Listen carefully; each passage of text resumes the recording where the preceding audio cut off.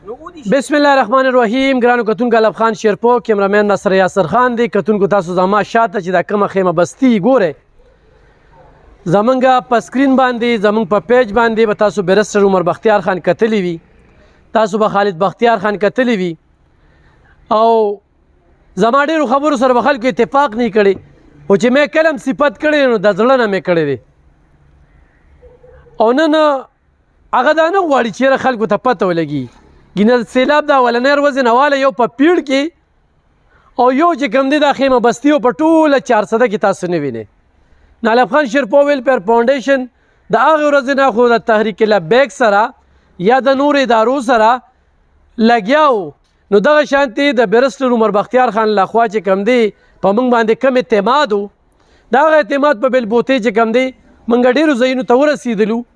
ډېر څه کومک او مرستې مو کړې، خو ورسره دا خیمه بستي چې کومه روانه ده نو دا د هغه د کور نه، د هغه د جیب نه، د هغه د خاندان نه او ورسره خپل یار دوست نو نن چې کوم دی ما د خپل اړخه ګینې عمر بختیار خان وی چې نه هیڅ ضرورت نشته دی چې خلکو ته پته ولګي یا خلک په دې باندې خبر شي چې دغه شانتي یو خیمه بستي ده سیلاب ځپلو دپاره. خو نن مې ضروري په دې وګڼله چې عمران خان 400 ته راځي او د عمران خان نه د سیلاب متاثرین چې کوم دی ډېر زیات چې کوم دی نو توقعات دي، نه چې صرف بریفینګ ورته ورکړي شي او بس ګوته خو نیسي او ګوته دې خو نیسي. دا قسم عملي کار دا دی وښیي د پی ټي آی د ماته یو ایم این ای یو ایم پی ای یو ورکر یو د تحصیل عهدیدار دا وایي چې موږ د سیلاب متاثرین سره چې کوم دی نو کومک کړی دی، مرسته کړې ده. دا کوم خیمه بستي چې روانه ده دا سیاست نه بالاتر، په چا د احسان نه بالاتر داسې قسمه خلک چې کوم دی را مخې ته کول پکار دي. نو زه ورته خراج تحسین پیش کوم او په نن ورځ یې ورته ځکه پیش کوم چې کوم صوبایي حکومت دی او د هغوی کومه بېحسي د دغه سیلاب متاثرینو سره مخې ته راله، هغوی سره نه کومک وکړو نه یې مرسته وکړه، تیرې د انجیوګانو په مالونو باندې خپل نوم وکړو او کو دا خیمه بستی پته م ورته لګېدلې و نو بیا به وی چېره ما خو یو خیمه بستي م کړې ده.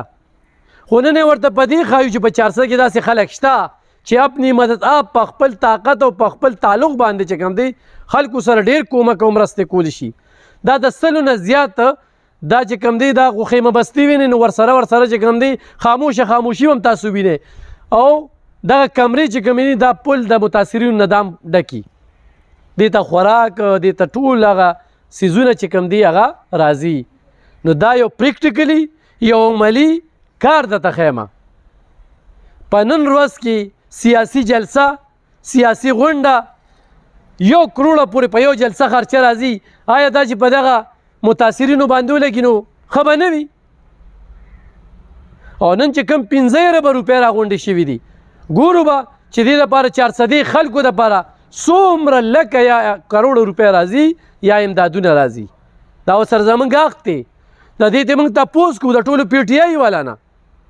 چې دې 400 په تاسو ډېر غټ اعتماد کړی دی، 4 ایم پی ایګان درکړي، 2 ایم این ایګان درکړي دي، د هغې په بدله کې تاسو څه ورکړل. خو دغه ساده لوغ خلکو ته مې چې دا ورځې دا یېرې نه کې داسې خلک یاد وساتئ چې نه در باندې احسان کوي، نه په میډیا راځي او نه درته ښودنه کوي. زه به په دې کې انشاءالله زه دې وخت کې په تادی کېم، خو ما نن ورځ ضروري ګڼله چې په نن ورځ په سیلاب ځپلو باندې خبرې اترې وکړم او دا خیمه بستي دا واضحه چې کوم دی نو خلکو ته ښایي چې 400 کې سیلاب ځپلي شته، ولې چې په کورونو په خټو په دغه کور ته په اوبو ورتلو باندې په دوی باندې خو دوی یقین نه ساتي. خو داسې خلک چې دې کې د ډاګې هغه خلک چې کورونه د ویښه بیخه وړل شوي دي هغه ټول داسې نور خلکه چې د هغوی پردې نشته، چاردیواري نشته، عزتداره خلک دي، هغه خلک دا دلته کې میشته دي. انشاءالله دا سلسله خو به روانه دوی ته زه خراج تحسین پیش کوم بیرسټر عمر بختیار خان ته او بیا په الف خان شیرپو ویلفیر فاونډیشن چې د هغوی کوم اعتماد دی نو دا به زر ته مخکې خیمه خو حکومت ته او دې منتخب نمایندګانو ته دا ضرور ویم چې د 400 خلکو لم په دې سیلاب کې په دې سخته کې هیڅ نه دي کړی نن چې تاسو کومه جلسه کوئ پکار دا ده چې په نغدو کې وعدې مادې نه وعدې هم 4 کاله د وفاق وورې دی 10 کاله د دې صوبې وورې دی عملي دي خلکو ته پریکټیکلی ضرورت دی پریکټیکلی نو وکې دا اپنی مدد آپ دا په سیاست نه دا زر خزانه ده سیاست دی زره حکومت دی د سره چې دا خلک دومره کولی شي تاسو ولې نشئ کولی نو کتونکو زموږ چارسه کې داسې خلک هم شته چې هغوی د دې خلکو دپاره ډېر څه وکړل دا خیمه بستي چې موږ ته لګېدلې ده نو دا موږ ته د بیرسټر عمر بختیار خان په تعاون سره او د خالد بختیار خان د هغوی د خاندان په تعاون سره دا موږ ته لګېدلې او دې کې متاثرین دي انشاءالله د متاثرینو سره هم خبرې اترې کوو ډېره مننه خوشحاله